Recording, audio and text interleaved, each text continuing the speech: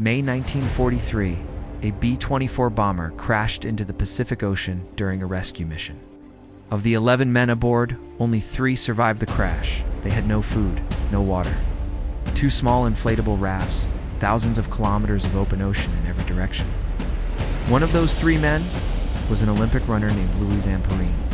Just 7 years earlier, Louis Zamperini had run in the 1936 Berlin Olympics. He was a track star fast enough that people believed he might one day break the 4-minute mile. He'd even met the leaders of the world at those games. Now the Olympic runner was adrift in the Pacific, fighting for his life against the ocean itself. The 3 men survived on whatever they could catch. They collected rainwater in their mouths and on scraps of fabric. They caught fish with their bare hands. When a bird landed on the raft, they ate it raw. They were starving, their bodies wasted away. The sun burned them by day, cold tormented them by night. And still they drifted.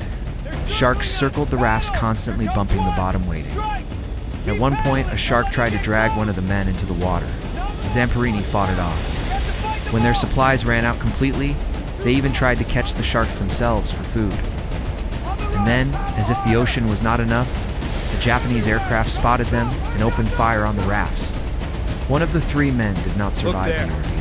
He died on the raft on the 33rd day. Zamperini, and the pilot held a small service and slipped his body into the sea. They drifted on.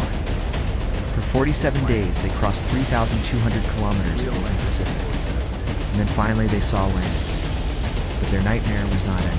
It was about to get worse. The land they reached was occupied by Japanese forces. After surviving 47 days at sea, Zamperini was immediately captured and sent to a prisoner of war camp. For over 2 years, he endured brutal treatment. He was beaten, starved, tortured. One guard in particular, known as the Bird, singled him out for relentless cruelty because Zamperini had been a famous Olympic athlete. Through it all, Zamperini refused to break, and the Bird ordered him to hold a heavy wooden beam over his head for what should have been impossible. Mounts of time, Zamperini held it, defiant, refusing to fall. When the war finally ended in August 1945, Louis Zamperini walked out of that camp alive. He had survived the crash. The ocean, the sharks, and the camp was unbroken.